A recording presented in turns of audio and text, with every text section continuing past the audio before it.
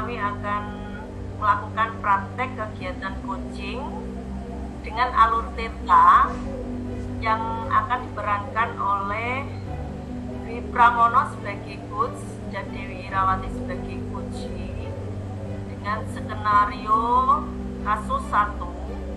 Seorang guru bernama Dewi merupakan guru baru yang mengajar di SMK. Belum genap 1 tahun pengalaman mengajarnya. Guru Dewi ini berbicara tentang permasalahannya di kelas, tentang murid-murid yang kurang fokus dan pasif dalam belajar di kelas. Murid cenderung suka ngobrol dan asik bermain HP sendiri pada waktu Guru Dewi ini mengajar di kelas. Guru Dewi merasa resah dan bingung untuk mengatasi persoalan ini karena tidak mungkin beliau bertindak keras yang justru membuat murid-muridnya tidak menyukai pelajarannya.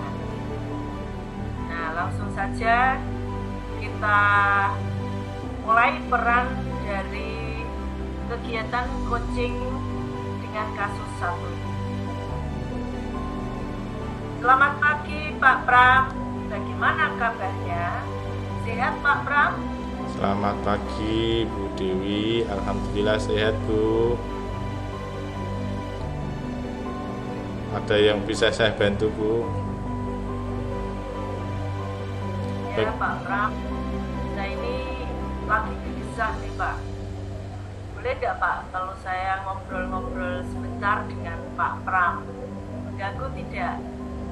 Monggo Bu, boleh silakan. Ini kebetulan saya juga lagi kosong, tidak ada jam mengajar. Silakan, mau bicara apa, kelihatannya kok serius Bu? Begini Pak Pram, saya ini lagi bingung dengan tingkah laku murid-murid saya kelas 10 yang saya ajar itu. Setiap saya masuk kelas dan mengajar di kelas, mereka itu selalu asik ngobrol sendiri, main HP sendiri. Jadi saya itu bingung dengan ini, keadaan seperti ini. Saya itu menginginkan mereka itu dapat lebih fokus dan aktif dalam mengikuti pelajaran saya. Oh gitu Bu, kok bisa seperti itu, kenapa Bu? Nggak tahu ya Pak Pram. Setiap saya menjelaskan materi pelajaran di depan kelas, mereka banyak yang tidak mau menyimak dan memperhatikan penjelasan saya. Kalau boleh tahu, selama ini pembelajaran seperti apa yang Bu Dewi lakukan? Ya, biasanya saya menjelaskan materi dulu, sambil murid-murid saya suruh mendengar penjelasan saya, dan mereka menyimak buku yang mereka pinjam di perpustakaan. Setelah selesai semua penjelasan saya, baru saya suruh murid-murid itu untuk mengerjakan soal-soal yang ada di LKS. Terus selama pembelajaran yang Ibu lakukan itu, yang lebih aktif itu Bu Dewi atau siswa Bu? Ya, betul juga ya Pak. Ternyata saya sebagai guru malah yang lebih aktif di sini ya. Karena saya yang menjelaskan panjang lebar, sementara murid-murid saya hanya duduk mendengarkan. Bahkan mereka kalau tidak mau mendengarkan, hanya asik ngobrol sendiri dan main HP gitu. Nah, menurut Bu Dewi, cara untuk mengaktifkan murid itu bagaimana supaya anak itu lebih fokus, kemudian bisa memperhatikan dan mengikuti pembelajaran dengan baik, itu bagaimana? Ya, harusnya pembelajaran yang saya lakukan, saya lebih banyak mengaktifkan murid gitu ya. Ya. Sekedar murid itu mendengar penjelasan saya. Nah, itu ada contoh kegiatan yang bagaimana yang bisa Ibu Dewi lakukan? Ya, kegiatan pembelajaran mungkin bisa saya lakukan dengan saya selingi permainan atau saya kasih ice breaking gitu Pak dalam pembelajaran, mungkin seperti itu ya. Cocok itu Bu, bagus sekali itu.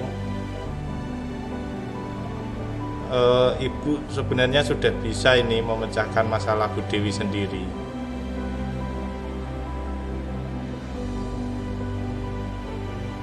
Selain cara di atas, kira-kira ada cara apa lagi ya untuk membuat murid itu fokus, terus termotivasi, aktif dalam mengikuti pembelajaran saya ya?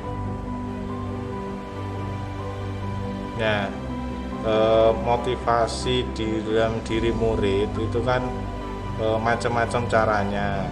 Menurut Bu Dewi yang paling cocok itu yang seperti apa? Mungkin untuk memotivasi mereka aktif dan menyukai pelajaran saya, membuat pelajaran yang menyenangkan kali ya. Cocok tadi Bu, ya seperti tadi Bu Dewi katakan ada ice breaking, itu kan kalau Bu Dewi bisa menerapkannya di awal pembelajaran, anak bisa lebih tertarik, suasana lebih menyenangkan, dan pembelajaran menjadi berjalan dengan baik dan nyaman. Anak-anak jadi kembali fokus dan aktif lagi. Bagus itu Bu. Oke, bisa dicoba ya Pak ya, nanti Ya. saya coba pakai itu permainan sama diselingi ice breaking gitu ya, supaya anak-anak tertarik dan tidak Ya. jenuh. Nah, sekarang Ibu melakukan itu supaya bisa konsisten itu bagaimana Bu? Ya, supaya lebih konsisten ke depannya, tidak lanjutnya untuk pengembangan diri saya akan melakukan pengembangan diri melalui ini ya, kegiatan-kegiatan, misalnya ikut diklat sekarang kan banyak itu ya Pak ya. Ya benar. Diklat online gitu ya. Nah itu untuk pengembangan ke depan, mengikuti diklat online untuk menambah pengetahuan saya, menambah kompetensi saya, sehingga saya mampu melakukan pembelajaran yang bisa menumbuhkan motivasi murid dan berpihak pada murid, seperti itu Pak. Iya, cocok sekali itu Bu.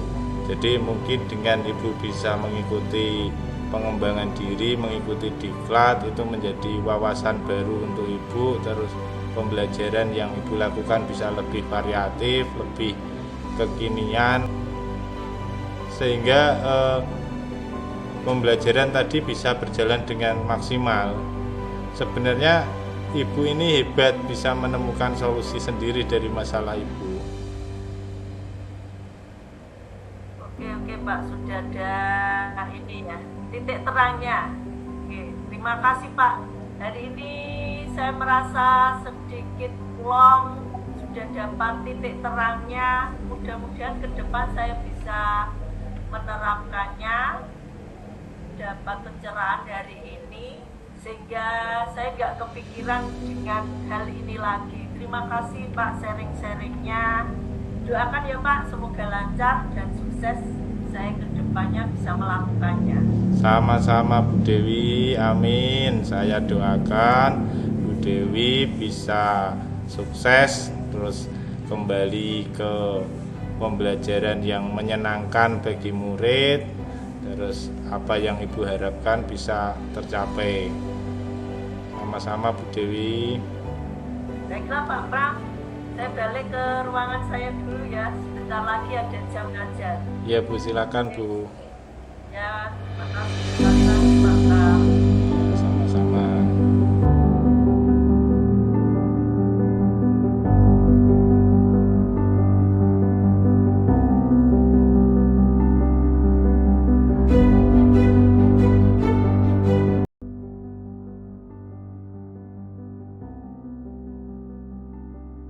Assalamualaikum warahmatullahi wabarakatuh.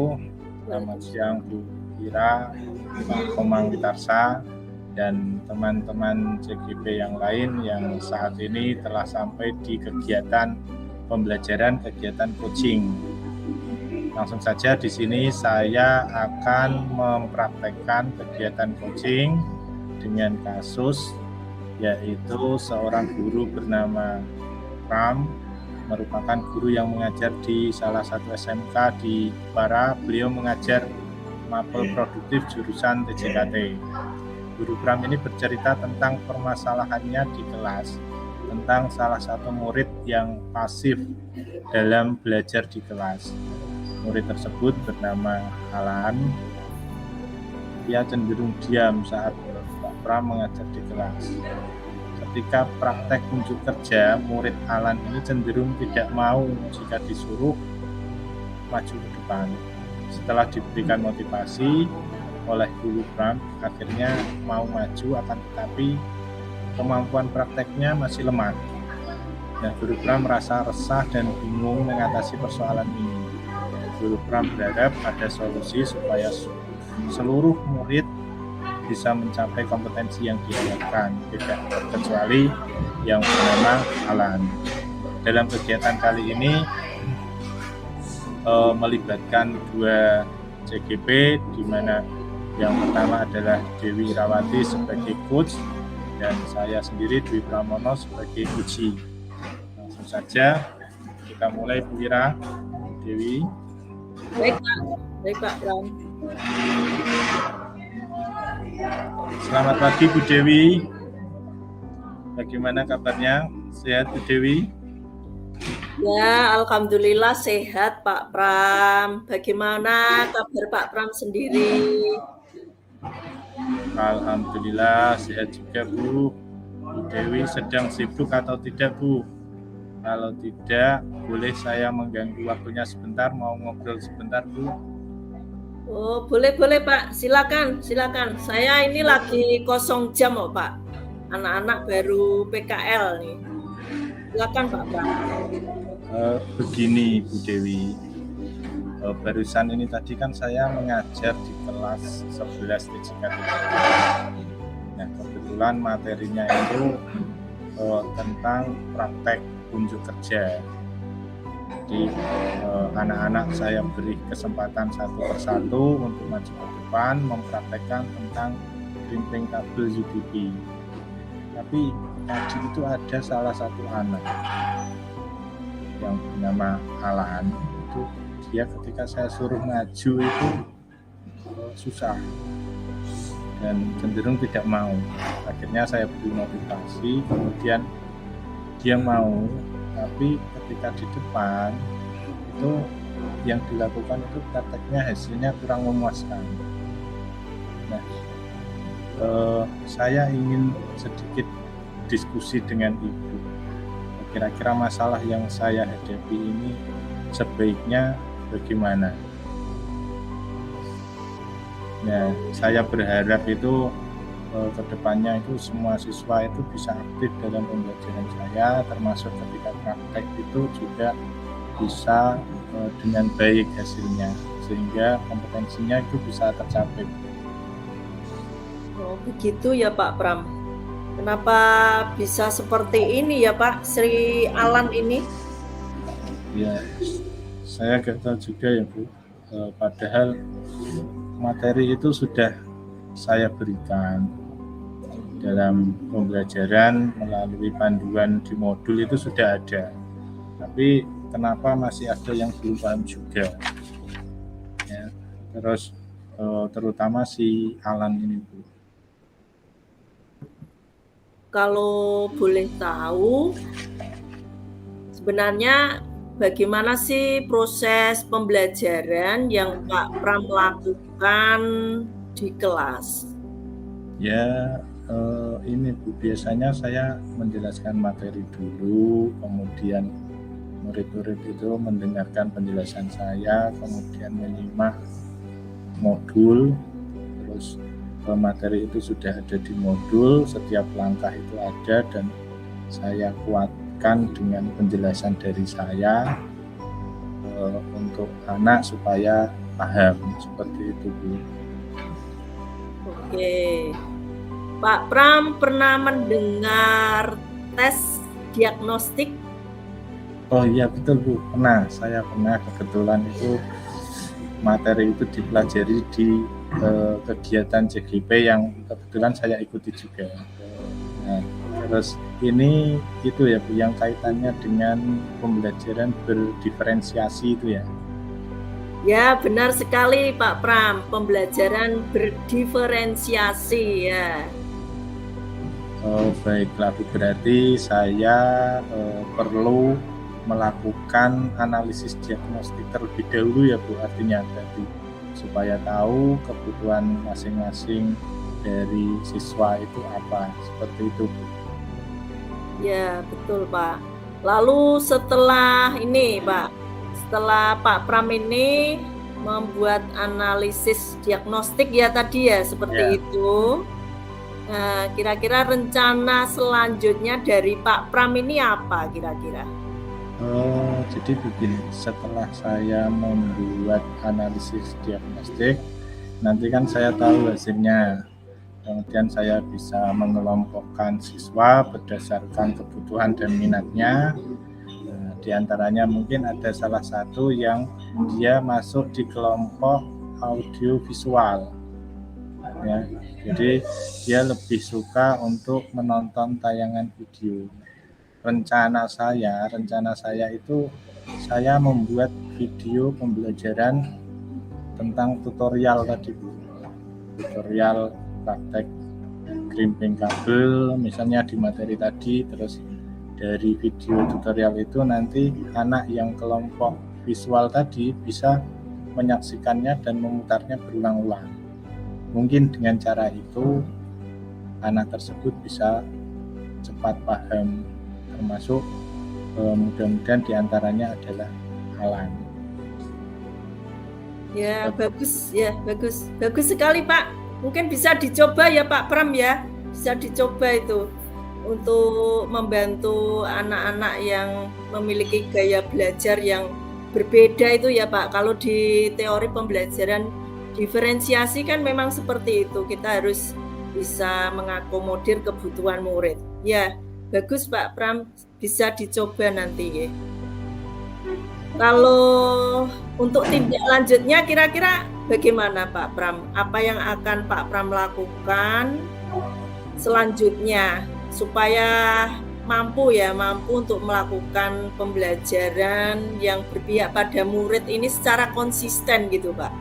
Kira-kira apa ya Pak? Oh gini, Bu, tadi kan saya mau membuat video tutorial itu ya, itu nanti saya coba cari referensi lebih banyak lagi, video pembelajaran yang sesuai itu bagaimana, kemudian saya coba kolaborasi dengan guru mapel produktif yang lain, nah untuk memperkaya